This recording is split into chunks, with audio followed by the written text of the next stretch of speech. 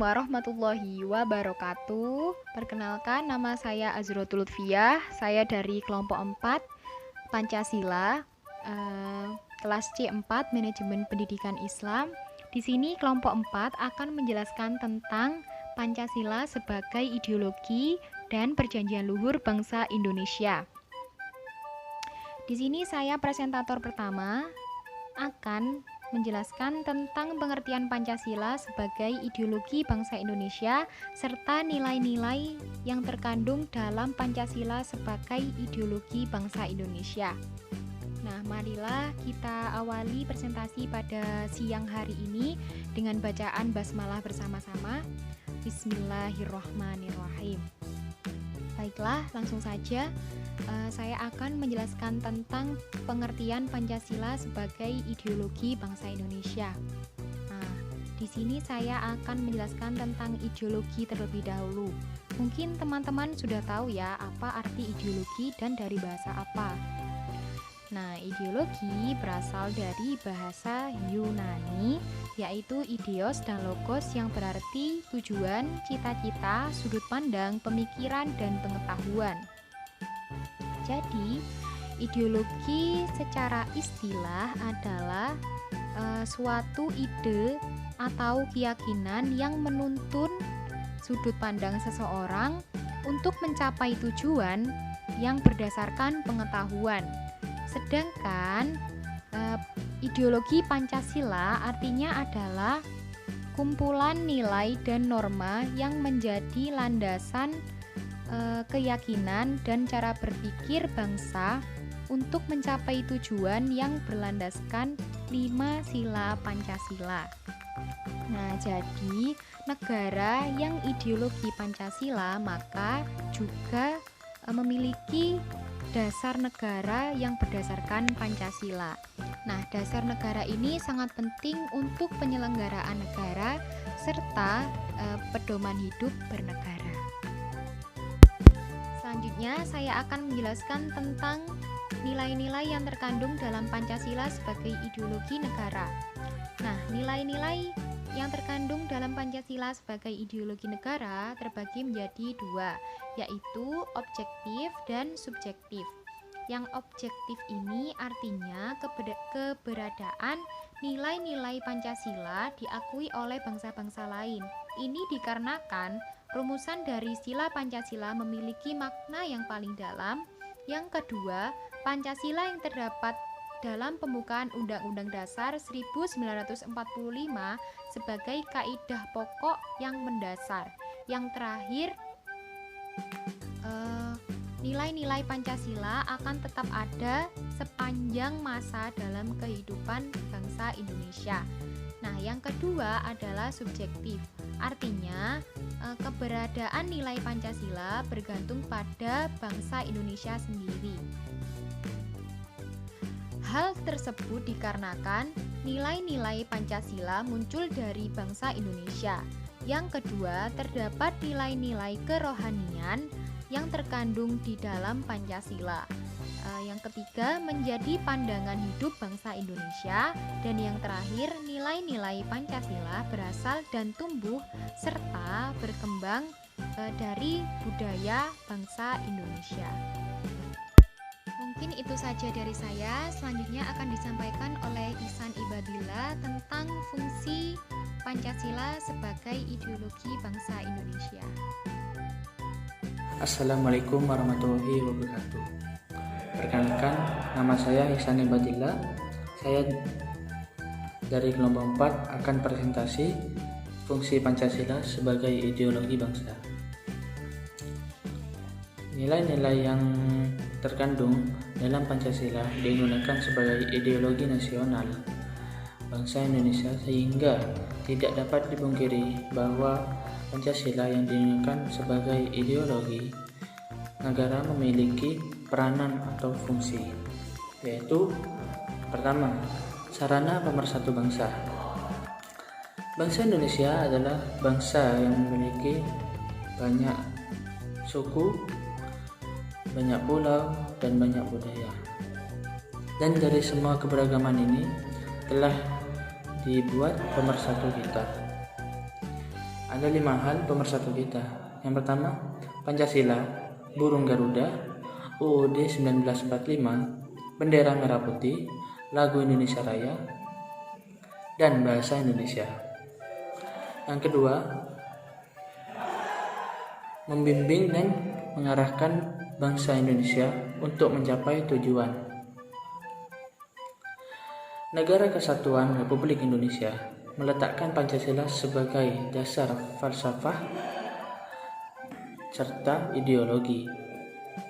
Bangsa dan negara melandasi, membimbing dan mengarahkan bangsa menuju tujuan nasional, antara lain melindungi segenap bangsa Indonesia, memajukan kesejahteraan umum, mencerdaskan kehidupan bangsa, ikut andil melaksanakan ketertiban dunia berdasarkan kemerdekaan.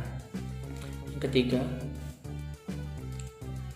memberikan motivasi untuk menjaga dan memajukan jati diri bangsa Indonesia. Pancasila adalah dasar negara Republik Indonesia.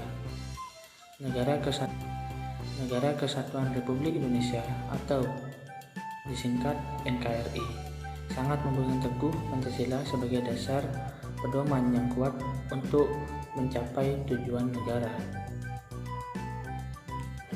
Nomor 4, menunjukkan jalan serta mengawasi dalam upaya mewujudkan cita-cita yang terkandung dalam Pancasila. Tujuan nasional berdasarkan Pancasila, melindungi segenap bangsa Indonesia, memajukan kesejahteraan umum, mencerdaskan kehidupan bangsa, ikut melaksanakan ketertiban dunia yang berdasarkan kemerdekaan, perdamaian abadi, dan keadilan sosial.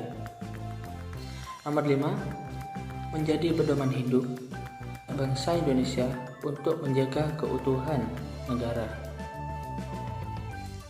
Peringatan hari lahir Pancasila pada tanggal 1 Juni tiap tahunnya bukan sekedar seremonial saja, tetapi disyaratkan juga Pancasila menjadi pedoman hidup berbagai berbangsa dan bernegara masyarakat Indonesia. Yang keenam, menumbuhkan jiwa nasionalisme dan patriotisme. Ada 5 tips menanamkan sikap nasionalisme dan patriotisme. 1. Memperkenalkan aneka ragam budaya Indonesia. Yang kedua, gunakan produk karya dalam negeri atau produk lokal. Yang ketiga, memperkenalkan sejarah Indonesia. Yang keempat, mendidik anak untuk menghargai perbedaan. Yang kelima, memperkenalkan permainan tradisional kepada anak kita atau pemuda-pemuda kita. Sekian dari saya. Apabila banyak kesalahan, mohon maaf. Wassalamualaikum warahmatullahi wabarakatuh. Assalamualaikum warahmatullahi wabarakatuh. Perkenalkan, nama saya Alifia Khairatul Nabila. Di sini saya akan menjelaskan tentang Pancasila sebagai perjanjian luhur bangsa Indonesia. Jadi dilihat dari sejarahnya, bangsa Indonesia mempunyai 3 fase sumpah perjanjian yang diawali dengan fase zaman kerajaan, yaitu pada masa Raja Majapahit yang mempunyai pating Gajah Mada yang bersumpah janji sebelum dapat mempersatukan Nusantara tidak akan memakan buah manja. Dan yang kedua adalah fase zaman kemerdekaan Indonesia. Seluruh pemuda-pemudi Indonesia bersumpah janji yang dikenal dengan Sumpah Pemuda. Dan yang ketiga adalah fase kemerdekaan, yaitu memproklamirkan kemerdekaan yang berjanji membentuk sebuah negara kesatuan. Dasar pokok sumber dari segala sumber bangsa Indonesia mendapatkan kemerdekaannya dan mendirikan negara itu atas dasar yang pertama adalah rakyat beragama. Jadi seperti yang sudah kita ketahui, di Indonesia terdapat bermacam-macam agama seperti Islam, Hindu, Katolik, Protestan, Buddha. Semua agama yang bermacam-macam sumbernya beriman kepada ketuhanan yang maha kuasa. Semua rakyat yang bersuku-suku, bangsa, beragama mengalami penjajahan. Dan yang kedua adalah rakyat Indonesia telah dijajah. Jadi selama mengalami penjajahan, penderitaan bangsa Indonesia itu sangatlah luar biasa. Kekayaan dirampas, rakyat diperas, dijadikan budak, kerja tidak dibayar, lisan dan telinganya pun ditutup supaya tidak mendengar berita-berita dari luar. Para pemimpinnya dipenjara, persatuan dipecah belah. Karena sifat penjajah itu sendiri adalah pengingkar terhadap nikmat kemerdekaan suatu bangsa. Dan pada hakikatnya bangsa Indonesia adalah bangsa yang merdeka karena kemerdekaan itu adalah hak mutlak setiap negara. Tetapi setelah datangnya bangsa penjajah, maka Indonesia menjadi bangsa yang terjajah. Dan yang ketiga adalah rakyat Indonesia telah berusaha dan mencapai kemerdekaannya dengan cara berjuang.